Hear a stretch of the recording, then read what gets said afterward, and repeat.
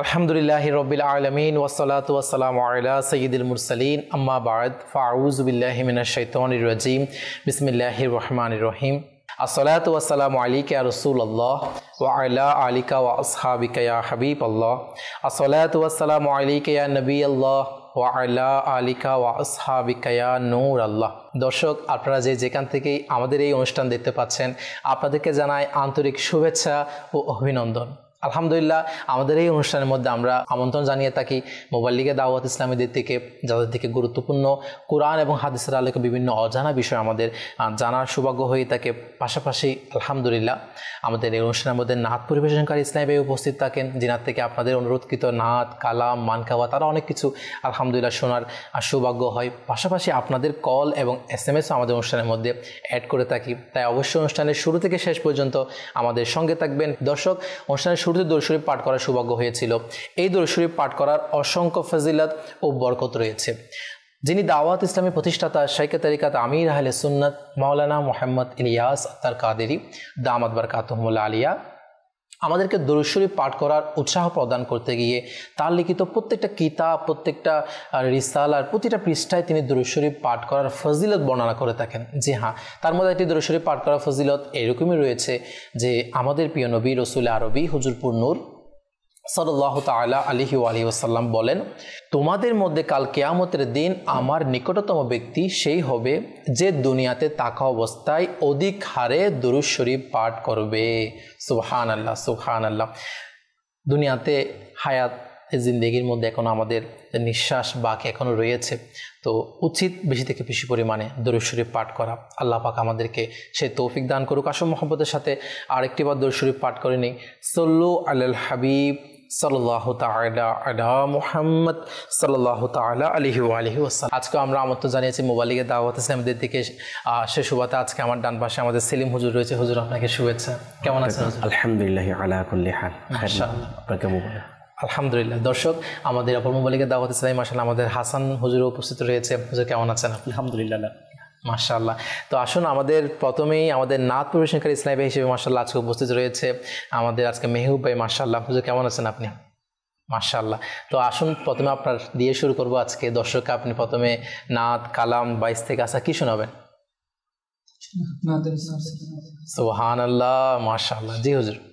সল্লু আলাল হাবিব সাল্লাল্লাহু তাআলা আলা মুহাম্মদ সাল্লাল্লাহু তাআলা আলাইকা ইয়া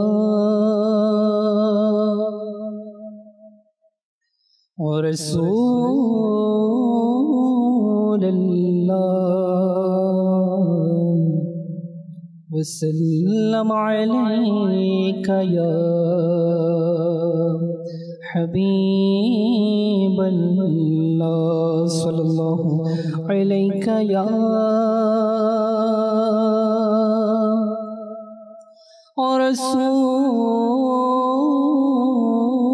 রাসূলুল্লাহ ওয়াসাল্লাম আলাইকা ইয়া হাবিবাল্লাহ।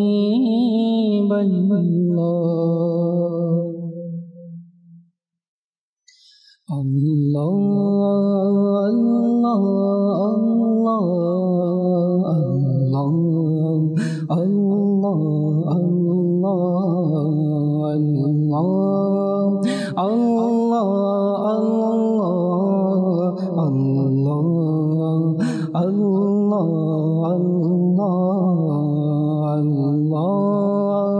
আল্লাহ আল্লাহ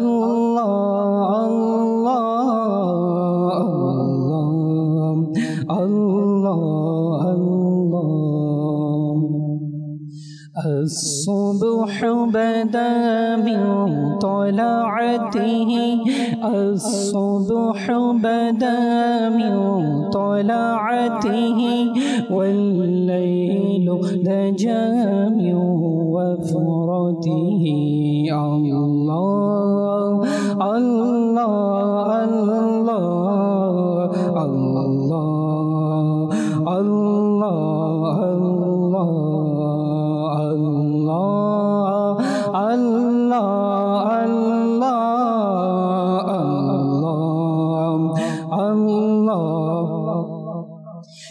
كنز الكرم مولى النعم كنز الكرم مولى النعم هادي الأمم لشريعته الصبح بدا من طلعته والليل دجى من وفرته الله الله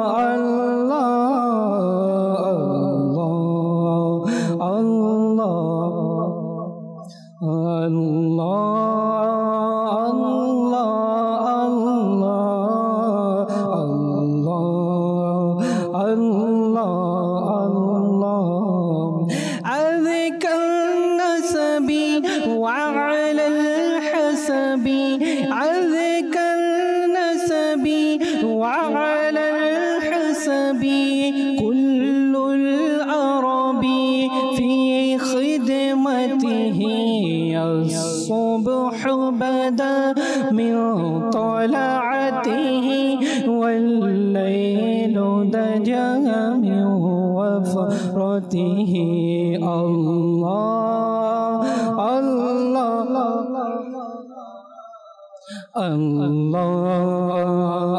الله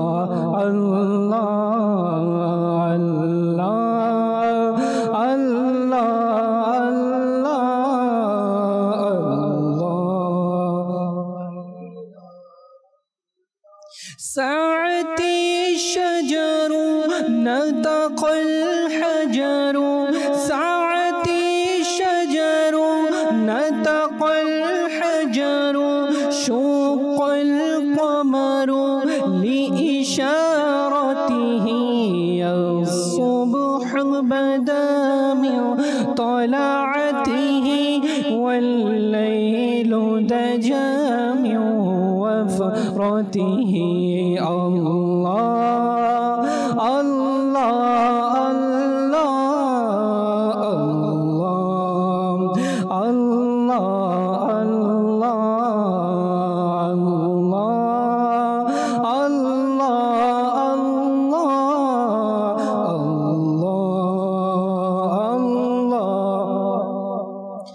جبريل أتى ليلة أسرى جبريل أتى ليلة أسرى ورب دعا لحضرته الصبح بدا من طلعته والليل دجى من وفرته الله الله الله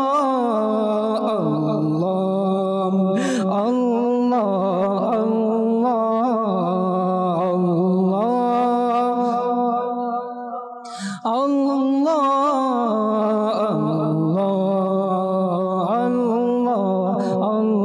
الله فمحمدنا هو سيدنا فمحمدنا هو سيدنا واعز لنا لإجابته الصبح بدا من طلعته والليل دجى من وفرته الله الله الله الله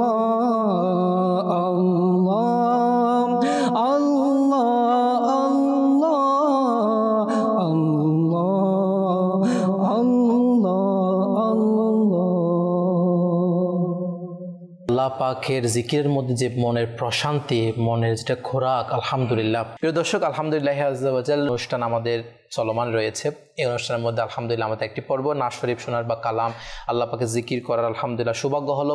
দর্শক, এখনই আমরা আমাদের অনুষ্ঠানের একটি আলোচ্য বিষয় আমাদের থাকে, যেটি নিয়ে আমরা কোরআন এবং হাদিসের আলোকে আলোচনা করার সৌভাগ্য হয়। পাশাপাশি আমাদের বর্তমান সমাজের মধ্যে সেই বিষয়ে আমরা কতটুকু সচ্ছল বা সেটার কতটুকু প্রভাব আমাদের সমাজের মধ্যে বিদ্যমান রয়েছে, আর বিভিন্ন দিক নিয়ে আমরা আলোচনা করার সৌভাগ্য হয়ে থাকে। তো আসুন আজকের আমাদের যে বিষয় সেটি কি আমরা দেখে নিই। জি, ভালো ও খারাপ সাহচর্য। একটি বিখ্যাত প্রবাদ আছে, তরমুজকে দেখেই তরমুজের রং বদলায়। সাহচর্যের ক্ষেত্রেও তাই। যেমন সাহচর্য তেমন প্রভাব। উত্তম সাহচর্য বড় নিয়ামতের চেয়েও কম নয়। ভালো সাহচর্যের কারণে মানুষের মধ্যে ভালো অভ্যাস প্রকাশ পেতে থাকে। পক্ষান্তরে খারাপ সাহচর্যের প্রভাব অত্যন্ত ধ্বংসাত্মক। এটি মানুষকে মর্যাদা থেকে লাঞ্ছিত করে নিচে নামিয়ে দেয়। মন্দ কাজ বৃদ্ধি ও সমাজ ধ্বংসের প্রধান ভূমিকা মন্দ সাহচর্য। মাশাআল্লাহ। দর্শক, আপনারা অলরেডি বুঝতে পারছেন যে আমাদের যে আজকের যেটি বিষয় ভালো মন্দ সাহচর্য, তো এটা কিন্তু বর্তমান বলি বা আমাদের পুরো একটা লাইফস্টাইল, আমাদের জীবনের মধ্যে প্রত্যেকটা জন্মের পর থেকে নিয়ে প্রতিটা ক্ষেত্রে আমাদের এটা আমাদের জীবনের মধ্যে প্রভাব পড়ে থাকে। আজকে আমাদের ডান পাশ থেকে শুরু করবো ইনশাআল্লাহ আমাদের সেলিম হুজুরের মাধ্যমে। হুজুর খুব সুন্দরভাবে আমাদের একটা ভিডিও ক্লিপসের মাধ্যমে দর্শকের কাছে যে আজকের বিষয়টা উপস্থাপন করা হয়েছে। তো দর্শকের উদ্দেশ্যে আজকে এই বিষয়ে আপনি প্রথমে কী তুলে ধরবেন? প্রথমত আল্লাহ পাক রব্বুল আলামিনের দরবারে শুকরিয়া আদায় করছি যে আল্লাহ তাআলা আমাদেরকে যে এমন একটি সঙ্গের মধ্যে আলহামদুলিল্লাহ রেখেছেন, আলহামদুলিল্লাহ, যে সঙ্গের নাম হচ্ছে দাওয়াত ইসলাম। আলহামদুলিল্লাহ আলহামদুলিল্লাহ। কাসর ভাই, আজকে আমাদের অনুষ্ঠানের আলোচ্য বিষয় হচ্ছে, যেটা নিয়ে আমরা আজকে উপস্থিত হয়েছি, মানুষদেরকে নেকির দাওয়াত দেওয়ার জন্য। দেখুন, আমরা যদি আমাদের চতুর্পাশে দেখি, আমাদের ফ্যামিলি মেম্বার বলেন বা আমাদের বন্ধু ফ্রেন্ড সার্কেল যারা আছে তারা বলেন, এদের মধ্যে যারা একটু বয়সে বেশি বা সব দিক দিয়ে একটু ট্যালেন্টেড বা কথাবার্তায় ভালো, জি, আমরা কি করি? তাদেরকে অনুসরণ করার জন্য চেষ্টা করি, তাদের কথা মান্য করার জন্য চেষ্টা করি। জি।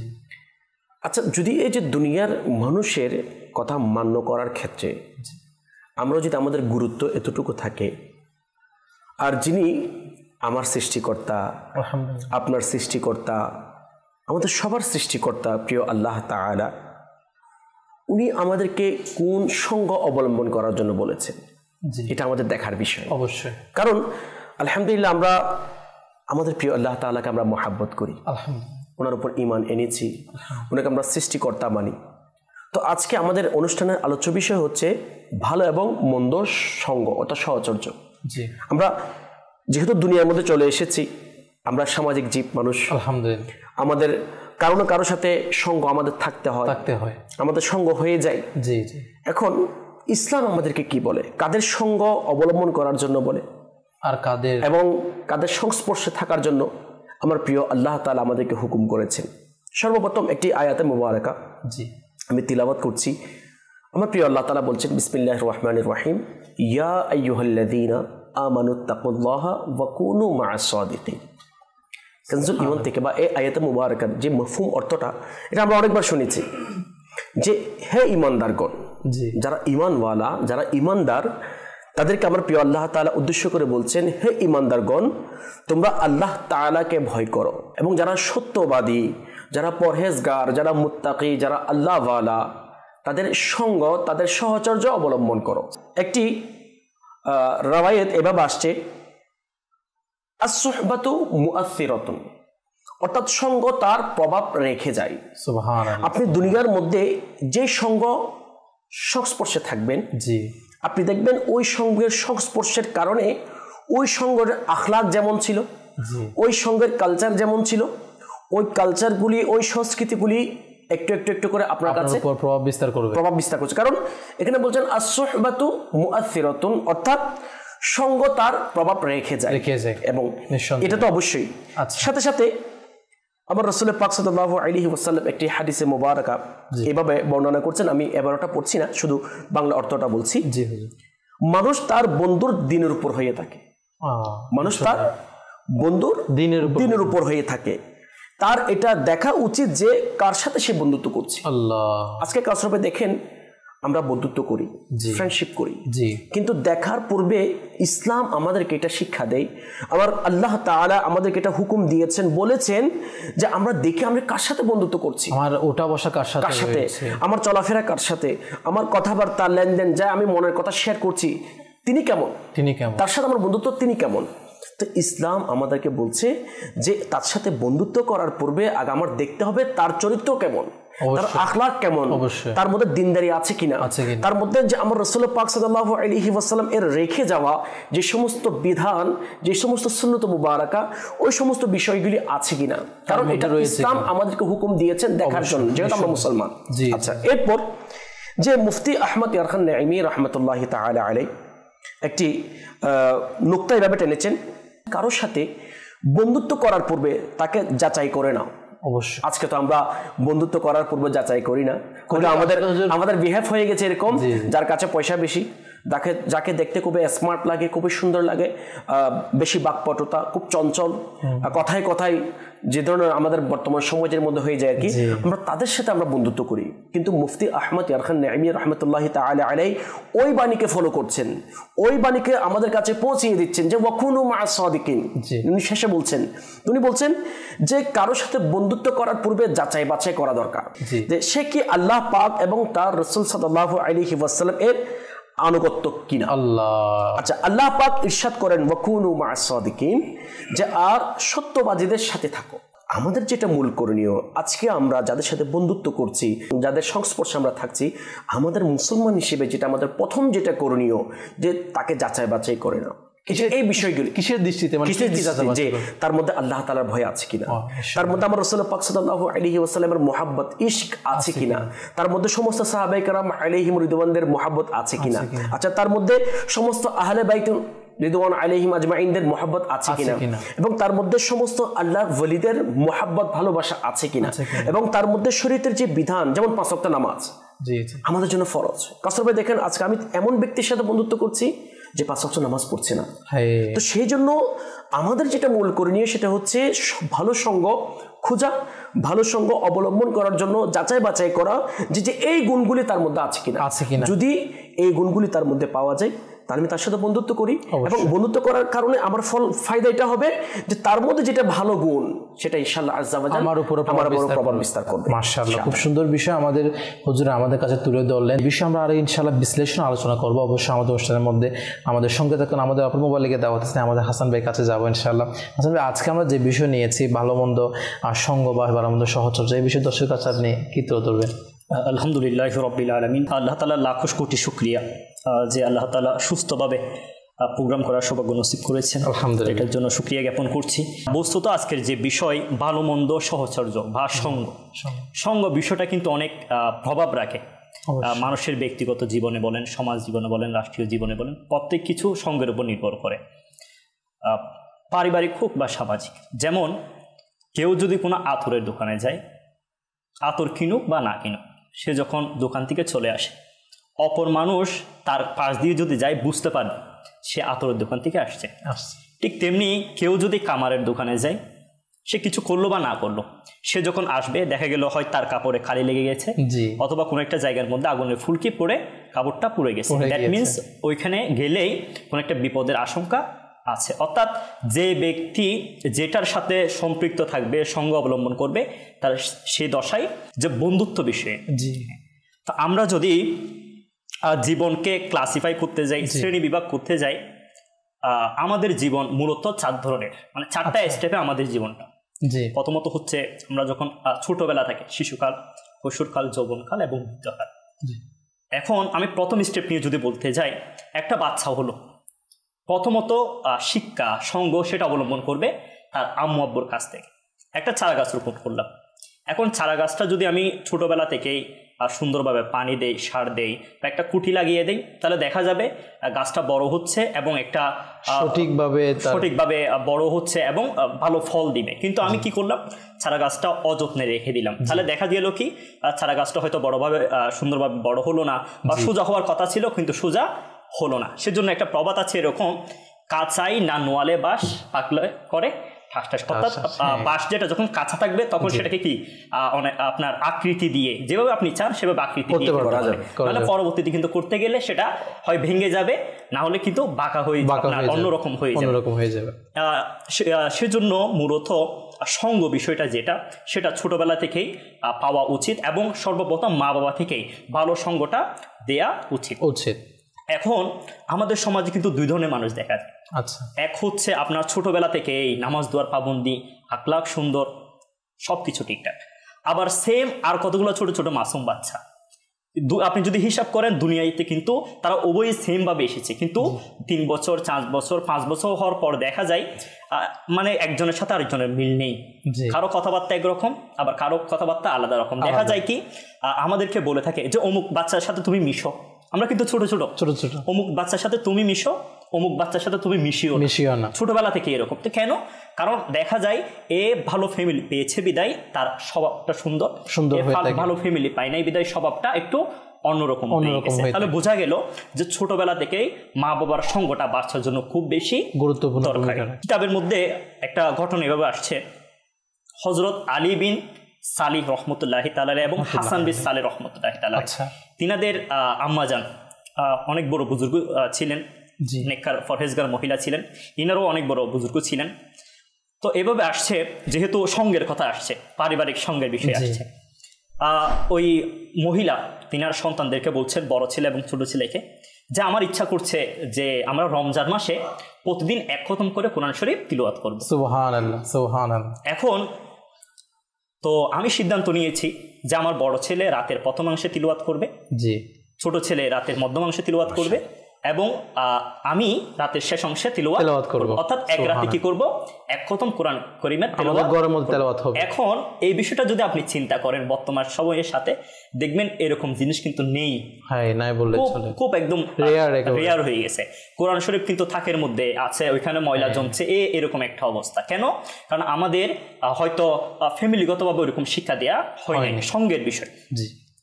এখন বললো যে ঠিক আছে, তারা মেনে নিল, আম্মু যেরকম বলে সেরকম। আচ্ছা, তারা প্রত্যেকদিন এভাবে কোরআন খতম করছে। এভাবে কিছু বছর অতিবাহিত হলো, হঠাৎ তিনাদের আম্মাজান ইন্তিকাল করলো। তো বড় ভাই বলছে যে আমাদের আম্মুর তো শখ ছিল যে আমরা প্রতি রাতে 1 খতম করে কোরআন তেলাওয়াত করব, এখন তো আম্মু মারা গেছেন, আমরা এক কাজ করি, আমরা দুইজনে মিলে 1 খতম করে কোরআন তেলাওয়াত করি। মা যে শিক্ষাটা দিছে, মা মারা যাওয়ার পরেও ওই শিক্ষাটা সঙ্গের কারণে ওই শিক্ষাটা এখনো মা এই শিক্ষাটা দিয়ে গিয়েছিল আমাদের। এখন তারা বড় ভাই 15 পারা কোরআন তেলাওয়াত করে, ছোট ভাই 15 পারা তেলাওয়াত করছে। এভাবে দিন অতিবাহিত হতে লাগলো। তো একদিন ছোট ভাই নামাজ পড়ছে, নফল নামাজ পড়ছে। তো বড় ভাই শুয়ে আছে, অসুস্থতার কারণে শুয়ে আছে, ইনি উঠতে পারছে না বিছনা থেকে। তো ছোট ভাইকে বলছে যে আমাকে 1 গ্লাস পানি দাও, আমার খুব পিপাসা পেয়েছে, 1 গ্লাস পানি দাও। এখন ভাই তো নামাজরত অবস্থায় আছে, নামাজ শেষ করে পানি আন। তো যথারীতি নামাজ শেষ করলো, নামাজ শেষ করে পানি নিয়ে বড় ভাইয়ের কাছে আসলো যে ভাইজান আপনার জন্য পানি নিয়ে আসছি। এটাও কিন্তু সঙ্গের প্রভাব আছে। আচ্ছা, এখন আমরা যদি হয়তো দেখা যায় আমাদের কারণে আমাদের হয়তো আমরা ভাইদেরকে এভাবে লালন পালন করতে পারি নাই বিদায় দেখা যায় যে আমরা কোনো একটা কিছু বললাম সেটা পাত্তা দিল না। এটা অনেক সময় বড় ভাইয়ের কথা ছোট বড় ভাইয়ের কথা রাখে না, আব্বু আম্মুর কথা রাখে না। সেজন্য যারা পরিবারের বড় সদস্যগণ আছেন, আব্বু আম্মু বলেন, বড় ভাই বলেন, এদের কিন্তু ছোটবেলা থেকেই ছোট ভাইদেরকে সন্তানদেরকে স্নেহ করা লালন পালন করার ক্ষেত্রে একটু সাবধানতা অবলম্বন করা উচিত। এখন তো বড় ভাই বলছে যে আমি তো পানি খেয়ে ফেলেছি। আচ্ছা, ছোট ভাই বলল আপনি আর আমি ছাড়া তো ঘরের মধ্যে কেউ নেই, আপনি কিভাবে পানি পান করলেন? তখন বড় ভাই বলছে এখন আমার কাছে জিবরাইল আমিন আলাইহিস সালাতু ওয়াস সালাম তাশরিফ নিয়ে এসেছেন, আমাকে পানি পান করিয়েছেন, আমাকে কিছু ইরশাদ করেছেন। ছোট ভাই তো অবাক হয়ে গেল, এত বড় একটা সুসংবাদ তো আপনাকে কি ইরশাদ করেছে? বলছে তোমাকে, তোমার ছোট ভাইকে অর্থাৎ আলী বিন সালেহ, হাসান বিন সালেহ এবং তোমার আম্মাজান উপর আল্লাহ তাআলা দয়া করেছেন এবং আল্লাহ তাআলা যে বান্দাদেরকে মহব্বত করে পছন্দ করে তিনাদের রেজিস্ট্রির মধ্যে, তিনাদের লিস্টের মধ্যে তোমাদের 3 জনের নামও ওইখানে কি হয়ে গেছে। বস্তুত কেন হলো? এই যে মা ছোটবেলা থেকে তাদেরকে ট্রেন আপ সেভাবে করেছে, তারা কোরআনুল কারীমের তিলাওয়াত করেছে, যার কারণে আল্লাহ তাআলা তাদেরকে এত বড় একটা সুসংবাদ শুনিয়ে দিয়েছে। মানে ঘরের মধ্যে কোরআন পাকের তেলাওয়াতের একটা পরিবেশ সৃষ্টি করেছে। এখন এই বিষয়টা কতই না একটা সৌভাগ্যের বিষয়। হ্যাঁ, তো মা বাবা যদি আজ তার বাচ্চাদেরকে এভাবে সঙ্গ দেয়, বাচ্চাদেরকে যদি বলে যে আব্বু তোমাকে কোরআন শরীফ পড়তেই হবে, এভাবে যদি ট্রেন আপ করে, মা নিজে পড়ছে, মা পড়ছে, বাচ্চারাও সাথে সাথে পড়ছে। আমরা সোশ্যাল মিডিয়ার মধ্যে কতগুলো ছবি দেখি, আচ্ছা বড়ই খুব সুন্দর কতগুলো ছবি, সেটা হচ্ছে দেখা যায় যে বাচ্চা নামাজ পড়ছে, তার সাথে তার পোষা বিড়াল, পোষা কুকুর অথবা দেখা যায় কোনো প্রাণী তার সাথে ওই জায়নামাজের মধ্যে বা জায়গার মধ্যে সিজদা করছে। অর্থাৎ এখানে কিন্তু সহচর্যের বিষয়টা আছে, মানে মালিক যেরকম করছে তার পোষা কুকুরও সেরকম করছে, তার সাথে সবসময় থাকে। জি, এখন আবার এরকমও জিনিস আসে যে মা বাবা নামাজ পড়ছে, বাচ্চা মানে এ ছোট কাপড় পরে দাঁড়াই গেছে, অর্থাৎ মা বাবা যেরকম করে বাচ্চারা সেভাবেই করার জন্য আগ্রহী হয়, অনুকরণ প্রিয়, বাচ্চা সেটাই করবে যেটা আমি আপনি শিক্ষা দেব। সেজন্য সর্বপ্রথম সহচর্য বলেন আর শিক্ষাটা বলেন পারিবারিক দিক থেকে শুরু হয়ে থাকে। মাশাআল্লাহ, খুবই সুন্দরভাবে আমাদের কাছে উপস্থাপন করেন আমাদের হাসান হুজুর, যে আসলে পরিবার থেকে যে সহচর্যটা মা বাবা থেকে সন্তান পায়, একটা পরিবেশ নিয়ে আজকে আলোচনা হচ্ছে, মানে সহচর্য ভালো বা খারাপ বিষয় নিয়ে। তো পরিবার প্রথম যেটি আমাদের শিক্ষা যেটি স্তর, সেখান থেকে যখন একজন মানুষ, একজন বাচ্চা, একজন ছেলে যখন সেই কোরআন পাক তেলাওয়াতকারী হয়ে যায় এবং সেখানে সেই পরিবারের যেই দৃশ্য, জিব্রাইল আমিন আলাইহিস সালাম তশরিফ নিয়ে এসেছে, তাদের সকলকে সুসংবাদ দিচ্ছে, আসলে এরকম দৃশ্য আমাদের প্রত্যেকটা ঘরেই হওয়া উচিত এবং আমরাও এটা আশা রাখি। তো উদ্দেশ্য বা এটা কামিয়াব করার জন্য প্রথম স্টেপ কিন্তু মা বাবা থেকেই নেওয়া উচিত বা ঘরের কর্তা যিনি রয়েছেন তার থেকে নেওয়া উচিত। তাহলে দেখা যাবে ইনশাআল্লাহ আমাদের ঘরের মধ্যেও সবাই নামাজি হয়ে যাবে, ঘরের মধ্যেও ইনশাআল্লাহ নাচ গান দূর হয়ে নাত শরীফ কালাম এর তেলাওয়াতকারী হয়ে যাবে ইনশাআল্লাহ। এরপর ইনশাআল্লাহ দেখা যাবে কি আমাদের পরিবারের মধ্যে একটা আল্লাহ পাকের রহমত বর্ষণ হওয়ার একটা মাধ্যম হবে। হুজুর কি তুলে ধরবেন? আমার হাসান ভাই জি খুব সুন্দর করে যে একটা মানুষের লাইফ স্টাইলের ব্যাপারে তুলে ধরেছেন, আসলে এটাই বাস্তব সত্য। জি, মাটি যখন নরম থাকে, জি, ওই মাটিকে যখন আপনি যেমন ইচ্ছা তেমন করতে চান করতে পারবেন অবশ্যই, আর ওটা যদি পুড়ে যদি শক্ত হয়ে যায় আর ওটাকে যদি আপনি কিছু করতে চান তখন ভেঙে যায়। তো কাউসার ভাই, এখন বর্তমান সময়ে আমাদের যেটা মূল সমস্যা, আমাদের ফ্যামিলির মধ্যে, আমাদের সমাজের মধ্যে মানুষদের যেটা একটা যে প্রভাব বা প্রসিদ্ধি, যেটা একটা প্রথা আমি বলবো বিস্তার করছে আমাদের মাঝে। যেমন আমাদের ফ্যামিলির মধ্যে দেখা যায় ছোট ছোট বাচ্চাদেরকে আমরা ইসলামিক সঙ্গ দেওয়ার পরিবর্তে, ইসলামিক সংস্পর্শ দেওয়ার পরিবর্তে যে অনইসলামিক যেটা কালচার সংস্পর্শ ওটা আমরা দিচ্ছি। যেমন এই যে একটা ঘটনা, মা, যেমন একটা প্রবাদ বাক্য আছে, তোমরা একটা শিক্ষিত মা দাও, আমি তোমাদেরকে শিক্ষিত জাতি দিব। শিক্ষিত মানে এটা নয় সে দুনিয়াবি বিভিন্ন শিক্ষা অর্জন করলো, কিন্তু ইসলামিক যেটা সংস্পর্শ, ইসলামের যেটা মূলনীতি, দ্বীনি যে জ্ঞান সে মার কাছে নাই। তাহলে সেই মা কিভাবে তার সন্তানকে কিভাবে লালন পালন করতে হবে, ছোটবেলা থেকে কিভাবে তাকে যে ইসলামিক সংস্পর্শে দিতে হবে সেটা জানে না। জি জি, ছোটবেলায় আপনি আপনার সন্তানকে যে শিক্ষাটা দিবেন ওই শিক্ষায় সে শিক্ষিত হবে, যে সঙ্গটা দিবেন সেই সঙ্গের প্রভাব তার মধ্যে বিস্তার করবে, যে সংস্পর্শে সে থাকবে সে সংস্পর্শ থেকে সে কিছু শিখবে। মা বাবা এটাই চাই যে কোনো একটা ছেলে যদি খারাপ চলাফেরা করে তখন তার সন্তানদেরকে বলে, ভাই বাবা তুমি ওই খারাপ ছেলের সাথে মিশিও না।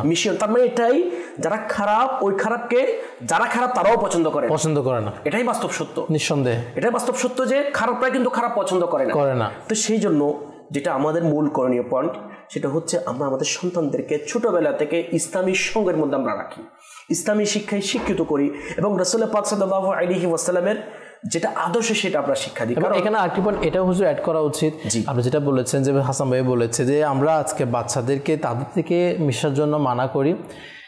অনেক সময় দেখা যায় কি আমরা তাদের সাথেও মিশার জন্য বলে থাকি যে ছেলে স্কুলের মধ্যে একটু ব্রিলিয়েন্ট, একটু পড়ালেখা ভালো ফাস্ট, যে ছেলেটা বেশিরভাগই পড়ালেখায় একটু বেশি টাইম দেয়, তার সাথে আমার ছেলেকে বলে এর সাথে ভালো করে মিশো, তোমার পড়ালেখার মধ্যে একটু উৎসাহ আসবে। হয়তো এটা আমাদের সমাজের মধ্যে খুব বেশি পরিমাণে হয়তোবা দেখা যাবে যারা ভালো সন্তানদেরকে স্কুলে পড়ালেখা করাতে, কিন্তু এই বিষয়টাও হয়তো খুব অল্প পরিমাণ আমাদের পাওয়া যেতে পারে। যার ঘরের সন্তান কেউ হাফেজ রয়েছে, সে কেউ এখন হাফেজ হওয়ার পথে রয়েছে, বা কারো ঘরের সন্তান ছোট বাচ্চা 5 ওয়াক্ত নামাজ মসজিদে গিয়ে পড়ে। এইরকম পরিবারের সাথে হয়তোবা আমরা আমাদের সন্তানকে খুবই কম মেশার জন্য উৎসাহিত করে থাকি। হ্যাঁ, ওটার জন্য করি যে ঘরের ছেলের সন্তান ফার্স্ট বয়, যে ঘরের ছেলের সন্তান ইংলিশ মিডিয়াম স্কুলে পড়ে, যে ঘরের ছেলের সন্তান ভালো আর তার চলাফেরা করে, হ্যাঁ করা উচিত, অবশ্যই করা উচিত, কিন্তু এই বিষয়টাও আমাদের হওয়া উচিত, উৎসাহটা যে যেই ছেলে ঘরের সন্তান একটু নামাজি, তার যে ঘরের সন্তান পরিবেশটা একটু ইসলামিক রয়েছে যেটা আপনি বলছেন, তাদের সাথে আমাদের সন্তানদেরকে উঠা বসা করানোর একটা মন মানসিকতা হওয়া উচিত। অবশ্যই জি, সেটা বলেছেন। তো সেই জন্য আমাদের যেটা মূল করণীয় যে ছোটবেলা থেকে তাদেরকে আমরা কি করি, উৎসাহিত করি দ্বীনি জ্ঞানের ক্ষেত্রে, তাহলে তার শিশুকাল, অবশ্যই কৈশোরকাল, ঠিক আছে না, যৌবনকাল এবং বৃদ্ধকাল, গিয়ে দেখবেন ইনশাআল্লাহ তার স্টেপ বাই স্টেপ এই সময়গুলি ওই সংস্পর্শ যেটা ছোটবেলা থেকে সে পেয়েছে ওই অনুযায়ী সে গড়ে থাকবে ইনশাআল্লাহ। আর ভালো সঙ্গ অবলম্বন করলে এটা কি ফায়দা? মুসলিম শরীফের মধ্যে একটি বর্ণনা এইভাবে আসছে, রাসূল পাক সাল্লাল্লাহু আলাইহি ওয়াসাল্লাম ইরশাদ করছেন, ফেরেশতারা আল্লাহ তাআলার দরবারে আরজ করেন, আচ্ছা, হে দয়ালু আল্লাহ তাআলা, এতে অমুক বান্দা খুবই গুনাহগার ছিল, সে এদের অর্থাৎ জিকিরকারীদের নিকট দিয়ে গমনকালে তাদের সাথে বসে গেছে। যারা জিকির করছেন, যারা ভালো একটা সঙ্গ পরিবেশ তৈরি করেছেন, যারা আল্লাহ তাআলা স্মরণ করছেন, তাদের সংস্পর্শের মধ্যে সে বসে গেছে। তো প্রিয় আকা সাল্লাল্লাহু আলাইহি ওয়াসাল্লাম ইরশাদ করছেন, আমি তাকেও ক্ষমা করে দিলাম, কেননা তা জিকির করা, যারা জিকির করে এমন এক গোত্র যে তাদের সাথে অবস্থানকারীরাও দুর্ভাগা হয় না। আল্লাহ, তাহলে দেখেন আমি গুনাহগার, জিকির করছেন, একটা কিছু মানুষ একটা পরিবেশ তৈরি করেছেন, শুধুমাত্র আমার রাসূল পাক সাল্লাল্লাহু আলাইহি ওয়াসাল্লাম বলছেন ওই জিকিরকারীর পাশ দিয়ে হেঁটে যাওয়ার সময় কিছুক্ষণ বসেছেন, তাদের সঙ্গ অবলম্বন করেছেন, তাদের সংস্পর্শ থেকেছেন, আর আমার রাসূল পাক সাল্লাল্লাহু আলাইহি ওয়াসাল্লাম বলছেন ওইটার উসিলে তাকে মাফ করে দিয়েছেন। সুবহানাল্লাহ, সুবহানাল্লাহ। তাহলে সৎ সঙ্গটা এটা আমাদের জন্য কেমন নিয়ামত, কেমন প্রয়োজন, কতটুকু জরুরি। আচ্ছা, এরপর আমার রাসূল পাক সাল্লাল্লাহু আলাইহি ওয়াসাল্লাম এর অসংখ্য বাণী এভাবে রয়েছেন, এবং যদি আমরা সৎসঙ্গ অবলম্বন করি তাহলে ওই সৎসঙ্গের কারণে সৎসঙ্গটা আপনাকে আমাকে জান্নাতের রাস্তা দেখাই দিবে। সুবহানাল্লাহ। দেখেন আজকে আমরা যাদের সাথে বন্ধুত্ব করছি, আমরা যদি একটু দেখি, বাস্তব এটাই সত্য, যারা নামাজি, যারা দাড়িওয়ালা, সুন্নতের উপর আমল করে, তাদের সাথে আমরা বন্ধুত্ব করতে চাই না। কেন? কারণ আমি যদি তার সংস্পর্শে চলে যাই আমি তার মতো হয়ে যাব।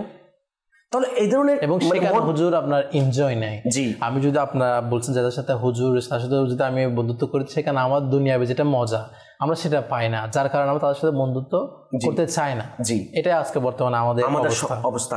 তাহলে যাদের সাথে আমরা বন্ধুত্ব করছি, আমার হাসান ভাই আছেন, একমত হবেন। জি, আজকে আমরা ওই ব্যক্তির সাথে বন্ধুত্ব করছি যে বেনামাজি, নামাজ পড়ছে না, শরীর বিরোধী কাজ করছে, মা বাবার সাথে খারাপ আচরণ করছে, সমাজের মধ্যে খারাপ ছেলেদের সাথে মিশে যে বিভিন্ন মারামারি বলা, খারাপ যে কাজ এটা করছে, মদ পান করছে যেটাকে হারাম করেছেন, জুয়া খেলা, জি ঠিক আছে না। আচ্ছা, এই যে ইফটিজিং, নাউজুবিল্লাহ, এটা কখন হয়?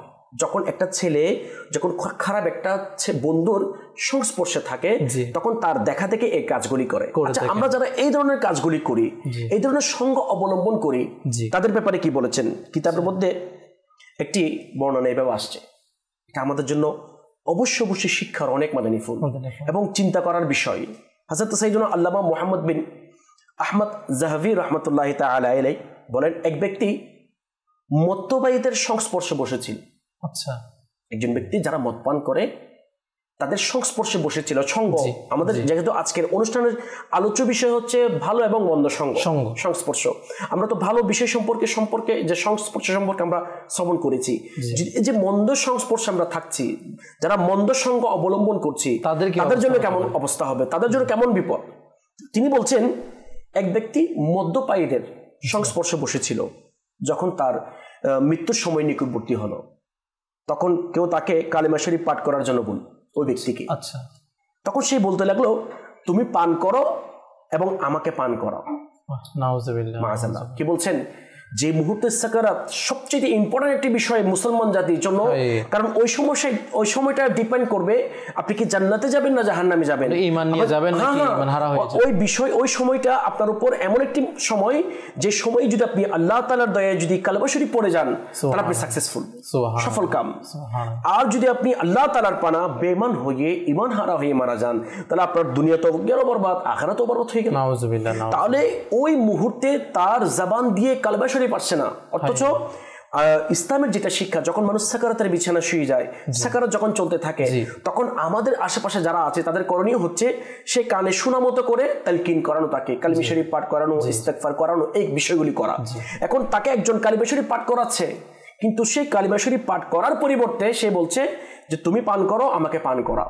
এখানে একটা বিষয় কি জানেন, সেটা হচ্ছে যে বান্দা যখন দুনিয়াতে জীবন যাপন করে, সে দুনিয়াতে যেভাবে তার সহচর্য হয়ে থাকে, তার চাল চলন, তার উঠা বসা যার সাথে হয়ে থাকে, তো কিতাবের মধ্যে আসছে যে তার পুরা জীবনে সে যেরকম ছিল, তার শেষ মুহূর্তে এসে তার ওই আমলগুলো সবকিছু রিক্যাপ হতে থাকে, ওই সময় সেগুলা স্মরণে আসতে থাকে। যেটা আপনি বলছেন, সে আগে ছিল মদ্যপায়ী, সবসময় সে মদ পানই করতো বন্ধু আড্ডার মধ্যে, এখন শেষ মুহূর্তে তার এটা বলছে তাকে কি মদ পান করা হবে।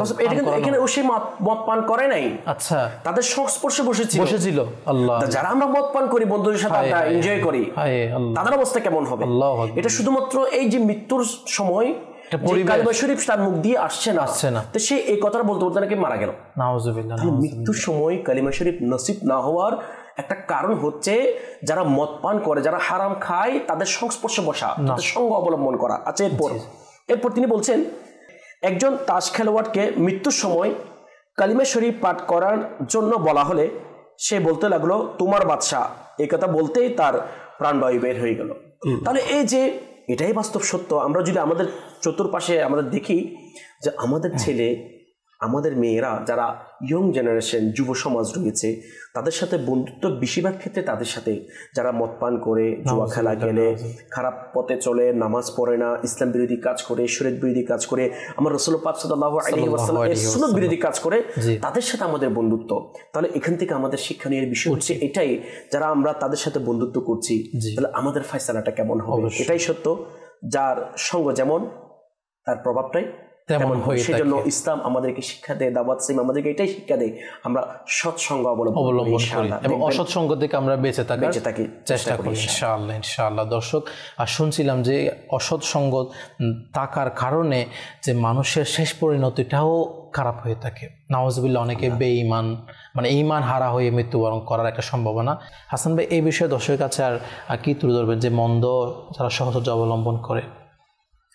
পবিত্র কোরআন করিমের 15তম পারার সূরা বনী ইসরাইলের মধ্যে আল্লাহ তাআলা ইরশাদ করেন, যা কাঞ্জলি মান্তিক অনুবাদ, আর যে আখিরাত চাই এবং সেটার জন্য যথাযথ চেষ্টা করে। সবাই আখিরাত চাই, সবাই চাই শেষ গন্তব্য সুন্দর হোক। আপনি যদি কোনো একটা ম্যারাথন প্রতিযোগিতার কথা বলেন, 1000 জন অংশগ্রহণ করলো, ওইখানে কোনো বান্দা এমন নাই যে বলবে যে আমি সবার শেষে আসতে চাই, এরকম কারো চিন্তা ভাবনা থাকে না। সবাই চাই যে সে প্রথম হবে, কিন্তু দিন শেষে সফল কাম সেই হয় যে যার ডেস্টিনেশন, গন্তব্য প্রথমে থাকে এবং যে এরূপ প্রথম হওয়ার জন্য প্রচেষ্টা করে থাকে। আচ্ছা, সেটা কোরআন কারীমের মধ্যে ইরশাদ হচ্ছে যে আখিরাত চাই এবং সেটার জন্য যথাযথ চেষ্টা করে, আর হয় ইমানদারও হতে হবে, তবে প্রচেষ্টা ঠিকানায় পৌঁছে থাকে। তাহলে যে আখিরাত চাই এবং আখিরাত কামিয়াব করার জন্য প্রচেষ্টা চালায় এবং পাশাপাশি ইমানদার হয়, তাহলে সেই যে গন্তব্য চাচ্ছে আল্লাহ তাআলা তাকে সেটা দান করবেন। এখন প্রথম অংশ নিয়ে যদি আলোকপাত করি, যে আখিরাত চাওয়া, এমন কোনো মানুষ আপনি পাবেন না যে বলবে আমার আখিরাত লাগবে না, আমার জান্নাত দরকার নেই। বস্তুত সবাই চাই কি হতে? জান্নাতবাসী হতে, সবাই চাই জান্নাতে পৌঁছাতে। তাহলে জাহান্নাম এটা এমন একটা জায়গা, আগুনের কুণ্ডলীর চাইতে 1000 গুণ বেশি উত্তপ্ত। ওইখানে কি অবস্থা হবে সেটা আশা করি সবাই আমরা বুঝতে পারছি। তাহলে সবার এই চিন্তাভাবনা থাকে যে আমার শেষ গন্তব্য যাতে সুন্দর হয়। সবাই সেজন্য বলে থাকে আমার যখন মৃত্যু হবে, আমার বাগের যে জমিটুকু আছে বা আমার যে সম্পদটুকু আছে, এগুলো দিয়ে একটা মেজবান নিতে করিও, অর্থাৎ মানুষকে খাওয়াইও। কারণ খাওয়ানো এটা হচ্ছে অনেক বড় একটা ইবাদত সমতুল্য। কেন? যাতে নেকি হয়। নেকি হয়, সবাই এই বিষয়টা বোঝে। এখন কথা হচ্ছে আপনি মৃত্যুর পরে খাওয়াবেন, জিম্মাদারি কাউকে দিচ্ছেন, তার সেটা কি এটা সুন্দর হতো না যে আপনি বেঁচে থাকতে মানুষকে সৎকার করবেন, অবশ্যই মানুষকে নিজ হাতে কিছু খাওয়াবেন, এটা কি উত্তম হতো না? হতো, কিন্তু সেটা আমরা কেউ বুঝি না। কিতাবের মধ্যে আসছে যে মন্দ মৃত্যুর কারণ হচ্ছে 4টা। আচ্ছা, এগুলো সংস্পর্শের কারণে হয়। জি, প্রথমত যে নামাজে অলসতা করবে, নামাজে অলসতা করবে। এখন আপনি খারাপ সংস্পর্শের সাথে আছেন, যারা নামাজ দোয়ার পাবন্দি না, জি জি, নামাজ দোয়ার ধারে কাছে নাই, আল্লাহ, এর থেকে আপনি আশা করতে পারবেন না যে এই অ্যালার্ম দিয়ে বা ডেকে আপনাকে নামাজের জন্য পাঠাবে, কারণ এই নামাজই পড়ে না, আপনাকে কোত্থেকে পাঠাবে? কখন যে জামাত হবে সেটা জানেও না, অনেক সময় জিজ্ঞেস করে জামাত কয়টা বাজে। আচ্ছা, 2 হচ্ছে যে মদ্যপান করে, নাউজুবিল্লাহ, যে মদ্যপান করে তার তো হুশই থাকে না কোনটা মা কোনটা বোন, নাউজুবিল্লাহ, এর আর নামাজের পাবন্দি কোথায় থাকবে? এই কেমনে আরেকজনকে বলবে নামাজের জন্য? আচ্ছা, তৃতীয়ত আসছে যে মা বাবার অবাধ্যতা করে, মা বাবার কথা শুনে না, নাউজুবিল্লাহ, এরও মন্দ মৃত্যুর আশঙ্কা আছে। এবং 4র্থ নাম্বার যে মুসলমানকে কষ্ট দেয়, আল্লাহ, তারও মন্দ মৃত্যুর আশঙ্কা আছে। মৃত্যু বিষয়টা এমন যে এ গণ্ডি যে ভালোভাবে পার হতে পেরেছে সে কামিয়াব, নিঃসন্দেহে কামিয়াব। কিন্তু যে এ গণ্ডি পার হতে পারলো না, প্রথম গণ্ডি, সে কিন্তু ফেসে গেছে। পরক্ষণে সব জায়গায় সে কি হবে? হেনস্থা হবে, তিরস্কার হবে। জি জি জি। সেজন্য মৃত্যুটা যাতে সুন্দর হয়। আমরা দুনিয়ায় অনেক কিছু করেছি, কোরআন খানি করছি, সদকা করছি, যাকাত দিচ্ছি, ফিতরা দিচ্ছি, মানুষকে খাওয়াচ্ছি, সব কিছু করছি, হজ করছি, সব কিছু করতেছি কেন? যাতে আমাদের মৃত্যুটা সুন্দর হয়। সবাই আমরা বুঝি, কিন্তু বুঝেও আমরা কেন জানি না বোঝার বান করে থেকে। আসলে হাসান ভাই, যে এই বিষয়টা আমরা মৃত্যুটা যেন আমাদের শেষ বেলাটা যেন ভালো হয় এবং ঈমান সহকারে আমরা যেন যেতে পারি, তাই আমাদের এই বর্তমানে যা আমরা আমল করছি, আমাদের ওটা বসা, আমার চলাফেরা, প্রত্যেকটা কিছু সেই ভালো হওয়াটার উপর নির্ভর করে থাকে। এই জন্য আমাদের দর্শক উচিত আমরা প্রত্যেকটা কিছু করার ক্ষেত্রে যেন আমরা চিন্তা ভাবনা করি এবং আমাদের ভালো সহজ অবলম্বন করার চেষ্টা করি, তাহলে ইনশাআল্লাহ। কারণ আমি এখন গুনাহের পরিবেশের মধ্যে উঠা বসা অবস্থায় রয়েছি এবং এই আমরা মৃত্যু কখনো হাসান ভাই জানি না, কিন্তু যদি নাউজুবিল্লাহ আল্লাহ না করুক সেই গুনাহ করা অবস্থায়, গুনার পরিবেশ আমার মৃত্যু চলে আসে, তাহলে আমার কি অবস্থা হতে পারে? তাই আপনি যখনই আপনার মাইন্ডসেট এড়ে থাকবে, আমি ভালো সহজ অবলম্বন করার চেষ্টা করব, আমার বন্ধুবান্ধব যেন এমন বানাবো যাদের সাথে আমি ভালো নামাজ কালাম দোয়া জিকির আজগার করতে পারি। হ্যাঁ, তাহলে আমার ওটা বসাটা যখন ভালো সাথে হবে, তাহলে মৃত্যুটা আমার ভালো অবস্থার মধ্যে আসবে। একটা ঘটনা মনে পড়েছে আমার। আচ্ছা, জি। এক ব্যক্তি বাসে সফর করছে। আচ্ছা, এখন বাসে আরো অন্যান্য যারা ছিল সবাই যে যার যার কাজে ব্যস্ত, কেউ মোবাইল ব্রাউজিং করছে, কেউ গান শুনছে, কেউ বেহুদা কথাবার্তার মধ্যে লিপ্ত, কিন্তু এক ব্যক্তিকে দেখা যাচ্ছে যে শুধু তসবিহ পাঠ করছে। আচ্ছা, এখন তাকে জিজ্ঞেস করছে যে ভাই, সবাই তো আমোদ ফুর্তিতে ব্যস্ত, আপনি একটু আমাদের সাথে অংশগ্রহণ করুন। হয়তো এটা কোনো পিকনিকের ঘটনা। আচ্ছা আচ্ছা আচ্ছা, পিকনিকে যেতে হচ্ছে, যাচ্ছে। জি জি। তো বলছে যে ভাই, আমিও তো তোমাদের সাথে অংশগ্রহণ করতে পারতাম, কিন্তু আমার তো কিছু দায়বদ্ধতা আছে। বলছে যে আমরা সবাই কোন একটা জায়গায় পিকনিকে যাচ্ছি, আল্লাহ না করুক এমত অবস্থায় কোন একটা অ্যাক্সিডেন্ট হয়ে গেল, মালাকুল মউত চলে আসলো। তো তুমি যে গান শোনা অবস্থায় আছো, এই অবস্থায় যদি মালাকুল মউত আসে, অবস্থা কেমন হবে? আল্লাহ। তো আমি সেজন্য চাই আমার শেষটা যাতে সুন্দর হোক, সেজন্য আমি সর্বক্ষণ মুখের মধ্যে দরুদ শরীফ জারি রাখি, যাতে মালাকুল মউত যদি আসে আমার মুখে তখনও যাতে দরুদ শরীফ সুবহানাল্লাহ থাকে। নিশ্চয়ই ইনি এরকম সোহবত পেয়েছে, হয়তো কোন একটা মজলিসে ইনি দরুদ শরীফের বরকত শুনেছেন, অথবা ইনি এমন কোন বান্দাদের সাথে থাকে যারা সব সময় দরুদ শরীফের পাবন্দি, জিকিরের পাবন্দি হয়ে থাকে। আলহামদুলিল্লাহ। আর দাওয়াত ইসলামী যারা ইসলামী ভাইয়েরা, আপনি সব সময় দেখবেন এরা হাঁটতে বসতে মানে 24টা ঘন্টা বলেন, এবং তারা যে পরিবেশের সাথে আসে দাওয়াত ইসলামী, আলহামদুলিল্লাহ আমি আহলে সুন্নাত ওয়াল জামাত আলিয়া আজকে আমাদের সেই শিক্ষাটা দিচ্ছে যে আমরা যেন দরুদ শরীফ পাঠকারী হই, জিকির পাঠ করি, আমাদের জবানে যেন আমরা ভালো ব্যবহার করি, খারাপ ব্যবহার না করি। তো আমাদের আরেকটি সেগমেন্ট রয়েছে, সেই সেগমেন্টটা আমরা ইনশাআল্লাহ অ্যাড করবো, যে আমাদের দেখিয়ে দিন। মাদানী চ্যানেলের দর্শক শ্রোতা, আবার উপস্থিত হয়েছি সোনালী যুগের ঘটনা এই সেগমেন্টে। কুফায় একজন নেককার ব্যক্তির প্রতিবেশী আবুল হাসান আলী বিন ইব্রাহিম রহমতুল্লাহি তাআলা নামে আটার ধনী ব্যবসায়িক ছিলেন। একদিন তার কাছ থেকে এক সৈয়দ সাহেব কিছু ব্যবসায়িক আটার দাম চাইলেন। তখন সৈয়দজাদা বলল, আমার নিকট সম্পদ নেই, তবে আপনি আমার এই ঋণ আমার নানাজান মুহাম্মদে রাসূলুল্লাহ সাল্লাল্লাহু আলাইহি সাল্লামের নামে লিখে রাখুন। আবুল হাসান আলী বিন ইব্রাহিম রহমতুল্লাহি তাআলা তাকে আটা দিয়ে দিলেন, আর এই ঋণ আল্লাহ পাকের প্রিয় নবী সাল্লাল্লাহু আলাইহি সাল্লামের নামে লিখে রাখলেন। কেমন লেনদেন, কেমন ব্যবসায়িক আর কেমন লেনদেন চলছে একটু মন দিয়ে শুনি। এই বিষয়টি আলাবি হাসান ও হোসাইনি ব্যক্তিরা জানতে পারলেন, তখন তারাও তার থেকে আটা চাইলেন। তখন তিনি তাদের সবাইকেও আটা প্রদান করলেন এবং এই সকল ঋণ রসুল করিম সাল্লাল্লাহু তাআলা আলাইহি সাল্লামের নামে লিখে রাখলেন। এর ধারাবাহিকতা চলতে লাগলো, এমনকি তার সম্পদ শেষ হয়ে গেল এবং তিনি গরিব হয়ে গেলেন। একদিন তিনি রহমতুল্লাহি তাআলা আলাইহি হযরত শায়েখ ওমর বিন ইয়াহিয়া আলাবি রহমতুল্লাহি তাআলা আলাইহির খেদমতে উপস্থিত হয়ে সম্পূর্ণ ঘটনাটি বললেন এবং লিখাও দেখালেন, যাতে রসুল করিম সাল্লাল্লাহু তাআলা আলাইহি সাল্লামের নামে সকল ঋণ লেখা রয়েছে। রাতে যখন আবুল হাসান আলী বিন ইব্রাহিম রহমতুল্লাহি তাআলা আলাইহি ঘুমালেন, তখন স্বপ্নে সেই প্রিয় আকা, যার নামে তিনি নিজের সম্পদকে ঋণ দিয়ে দিয়েছেন, যার নামে যার বংশধরকে সম্মান করেছেন, যার উসিলাতে বংশধরকে খাবার দিয়েছেন, সেই প্রিয় আকা মুহাম্মদ আরবি সাল্লাল্লাহু তাআলা আলাইহি সাল্লামের হযরত আলী রাদিয়াল্লাহু তাআলা আনহু সহ জিয়ারত করার সৌভাগ্য অর্জন হলো। তার সারা জীবনের কষ্ট, পরিশ্রম, ঋণ দেওয়া মনে হয় আজ রাতেই উসল হয়ে গেল, যাকে তিনি স্বপ্নে দেখেছেন। আল্লাহ পাকের প্রিয় নবী রসুল আরবি সাল্লাল্লাহু তাআলা আলাইহি ওয়াসাল্লাম ইরশাদ করলেন, তুমি আমার নামে অভিযোগ কেন করলে, অথচ তুমি আমার সাথে লেনদেন করেছ? আরজ করলো, আকা, আমি মুখাপেক্ষী ও অভাবী হয়ে গিয়েছি।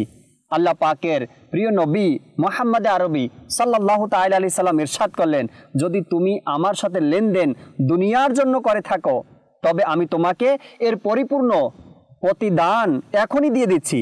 আর যদি তুমি আমার সাথে লেনদেন তবে ধৈর্য ধারণ করো, নিশ্চয় আমার নিকট খুবই উত্তম প্রতিদান রয়েছে। রাসূল করিম সাল্লাল্লাহু আলাইহি সাল্লামের সাথে লেনদেন করে সেই ব্যবসায়িক কতটা অভাবে পড়ে গিয়েছেন, আর রাসূল পাক সাল্লাল্লাহু আলাইহি সাল্লাম কি বললেন?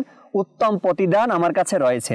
আবুল হাসান আলী বিন ইব্রাহিম রহমতুল্লাহি তাআলা আলাইহির মাঝে ভাবাবেগ শুরু হয়ে গেল এবং কান্না করতে করতে ঘুম থেকে জেগে উঠল এবং জঙ্গল ও পাহাড়ের দিকে চলে গেল। কিছুক্ষণ পর তাকে একটি পাহাড়ের গুহায় মৃত অবস্থায় পাওয়া গেল।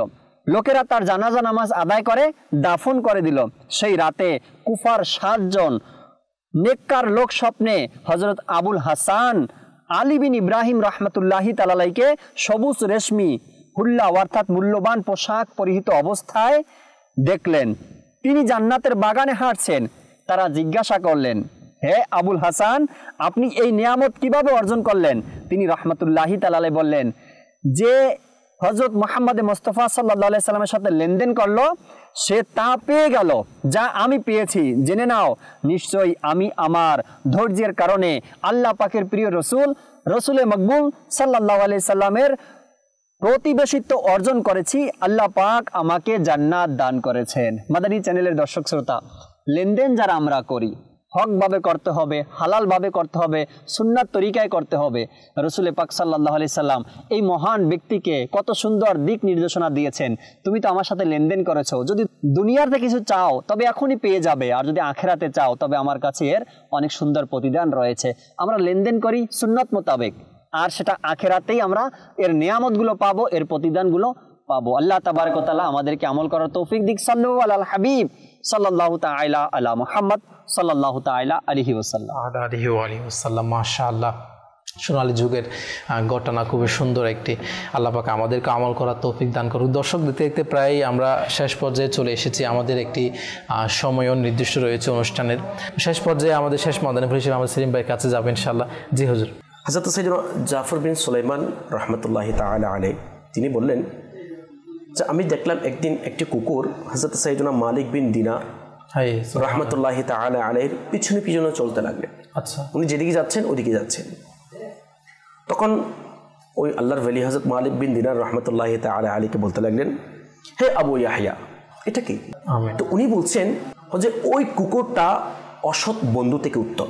তো এই ব্যাপারে একটা হাদিস মুবারকা বলে আমি শেষ করে দিচ্ছি। আমার রাসূল পাক সাল্লাল্লাহু আলাইহি ওয়াসাল্লাম একটি বর্ণনা, খারাপ বন্ধু থেকে বেঁচে থাকো।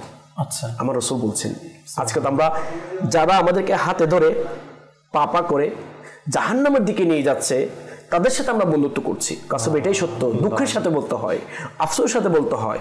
যারা আমাদেরকে বুঝিয়ে মহাব্বত দিয়ে ভালোবাসা দিয়ে আমার নবীর ইশকের মাধ্যমে জান্নাতের রাস্তা দেখাচ্ছে, তাদের সংস্পর্শে আমরা অবলম্বন করতে চাই না, তাদের সাথে বন্ধুত্ব করতে চাই না, তাদের সঙ্গ আমরা নিতে চাই না। তো আমার রাসূল পাক সাল্লাল্লাহু আলাইহি ওয়াসাল্লাম বলছেন, খারাপ বন্ধু থেকে বেঁচে থাকো, কেননা সে জাহান্নামের একটি টুকরো। আল্লাহ, ওই খারাপ বন্ধু জাহান্নামের একটি টুকরো, আর ওই জাহান্নামের টুকরো আপনাকে জ্বালিয়ে দিবে, জ্বালিয়ে আপনার দুনিয়াও ধ্বংস করবে, আপনাকে পরকালও তো জাহান্নামে নিয়ে যাবে। জাহান্নামের একটি টুকরো, তার ভালোবাসা তোমাকে উপকৃত করবে না, এবং সে তোমার সাথে কৃত ওয়াদা পূরণ করবে না।